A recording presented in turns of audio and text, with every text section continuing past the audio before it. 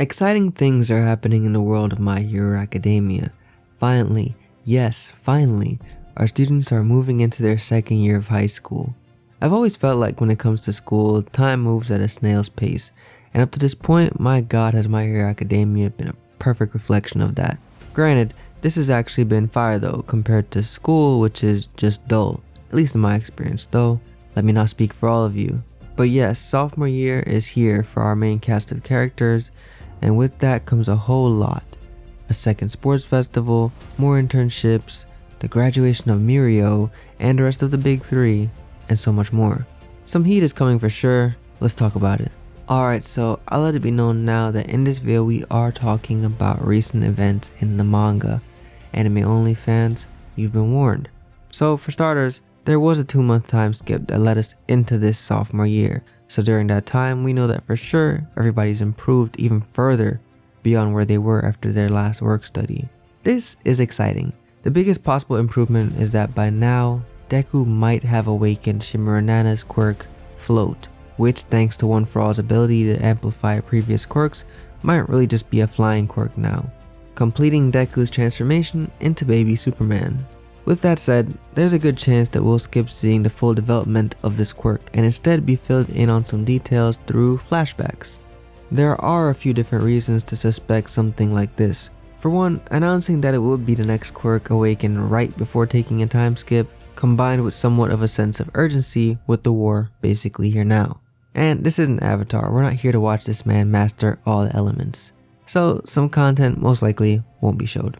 Also, while we're on the topic of Midoriya and One For All, this is probably a little bit of a hot take, but I think this will be the year his secret comes out, at least to the rest of his class. It was possible to hide everything about his quirk when it could just be seen as enhanced strength. Maybe even the Black Whip was somewhat explainable, but the moment this man starts flying, it's a wrap because at a certain point, they'll have to know something is off about this man. With that whole situation, I can understand how characters like Kaminari and Mineta overlook the situation. But this class is full of smart students like Todoroki, Momo, and even Ida, who somehow haven't put the pieces together. But hey, I'm just saying. Continuing though, probably the most exciting thing about year 2 for me is seeing another sports festival. All of the students have improved exponentially since the first one. Midoriya couldn't use One For All without inflicting damage to himself, Todoroki hadn't really touched half of his power, and Kirishima was still very much lacking confidence and hadn't reached levels of hardening anywhere near what he's capable of now, just to name a few examples. And with the sports festival coming around again, there's the potential that not only will we see new matchups, but also rematches between students.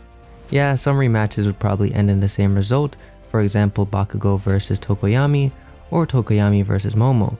Still though, it's worth acknowledging that some rematches could end up going the other way. One in particular that I think would end differently is Todoroki versus Midoriya, although I am curious about how Momo would fare in her matches during the second year. And as for Midoriya, while he did good in the obstacle race and the cavalry battle, Midoriya's lack of control of his quirk set him back from really impressing hero agencies. Now almost a year later, saying he's a whole different person would be an understatement.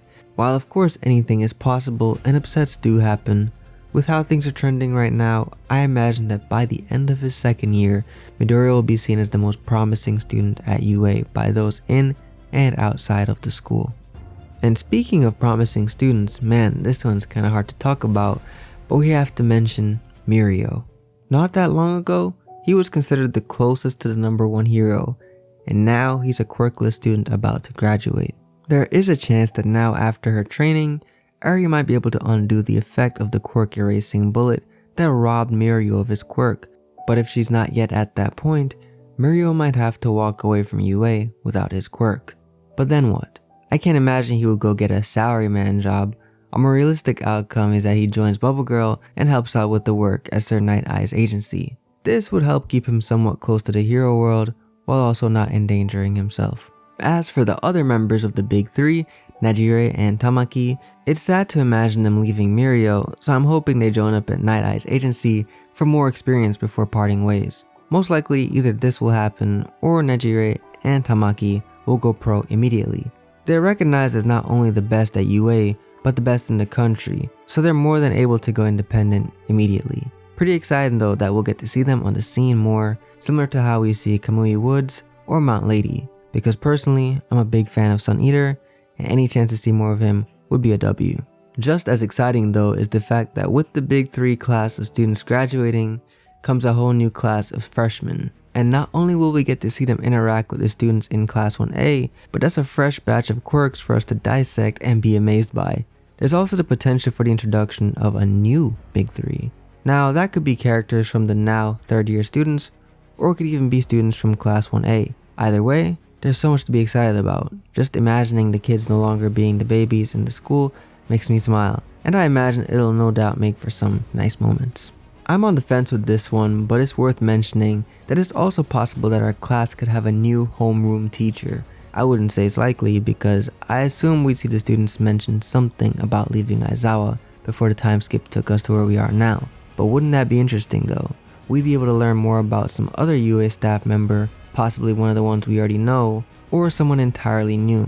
I can't lie, the potential of seeing something like this take place excites me, but at the same time, we all love Aizawa, let's be honest. I think we'd all miss seeing the founder of the sleep deprived gang in his sleeping bag. But honestly though, forget a new teacher for a second. Just as interesting, if not more interesting, is the fact that we could see Shinzo transfer from general studies into not only the hero course, but also possibly join Class 1A. This would be big, not only for him as a character, but for the whole Class 1A dynamic. Shinzo is actually a pretty quiet guy, so I imagine he'd float around between whatever group of friends decide to interact with him at any given point. It's possible he could end up in Class 1B too, of course, and I guess that would be cool too, but I honestly do want to watch him improve at using the capture weapon that Aizawa uses up close. Maybe that's selfish though, but hey, I'm being honest. While we're on the topic, I'd love to hear what you guys have to say about Shinzo. Do you want him in Class 1A, or do you think he's better suited for Class 1B? Along with any other thoughts you guys have on year 2, of course. One of the craziest parts about year 1 is that we have a whole rat in the school that still hasn't been exposed. And no, I'm not talking about Principal Nezu, who's actually more like a mouse, to be clear. I'm not trying to be disrespectful. What we're talking about is the UA traitor, who somehow gone a year without being caught. There are a lot of theories on who this traitor might be, but at the end of the day, we really don't know who they are, and I imagine they'll end up getting caught in year 2. They've caused a lot of trouble and pain, and while I would hate to find out that one of the students has been consciously choosing to work with the enemy, the truth needs to be revealed. The risk that comes from having a traitor so close to home is deadly, and we've seen all the damage that has come from it so far. Whether we're talking physical damage, mental damage, or even just the damage done to the school's reputation in the last year. It's of course possible that the UA traitor isn't the student, but at the end of the day, I just want to see that revealed as soon as possible, and I'm sure a lot of you do too, because I'm tired of seeing villains creep into every school event. We already know that there will be another sports festival and likely internship and work study, but it's possible there will be more activities that first year students don't participate in, and it's worth anticipating what some of those might be like. We know the students have provisional licenses now and thus are qualified to partake in more hero-like activities, so I could imagine longer hours spent working with heroes. To draw a comparison, it's a similar idea to how the legal age to start working might be 14 years old, but at that age, the hours are limited. And as that working individual ages, the legal hours they're allowed to work increases. There's a good chance that internship work for students in the world of My Hero Academia works the same way, and with that little detail alone, we have a whole lot of action coming our way. As you can tell from this video, there's a lot to discuss when it comes to the sophomore year of our cast at UA, but honestly, things could go entirely different. If you're up to date with the manga, then you know there's a war coming, and with that, life can take a turn. Not to get too deep here, but when there is a war taking place where you call home, there ends up having to be adjustments. Will our characters be super soldiers by night and students by day? I doubt it. The world our characters are in right now will change, and while I'm nervous about that, I'm ready to see what happens, even if it means school life takes a turn. How bad things will get is yet to be seen, but the worst possible scenarios would all disrupt the sophomore year. Whatever comes next though will surely be a great read for all of us, and I look forward to discussing it with you all here on this channel. While it's tempting to go deeper into it, I won't go further into talking about the war right now, but if you're interested, no worries because we have a pretty interesting upload coming soon covering the war in its entirety. So stay on the lookout for that because it's going to be a good one. But anyway, it feels like just yesterday we were thanking you guys for 10,000 subscribers, but already now we're at 20,000. Thank you all for your support, for everything My Hero Academia. Plot Armor has you covered. Subscribe to never miss an upload, From Plot Armor, I am Young Kami J. Have a great day. Goodbye.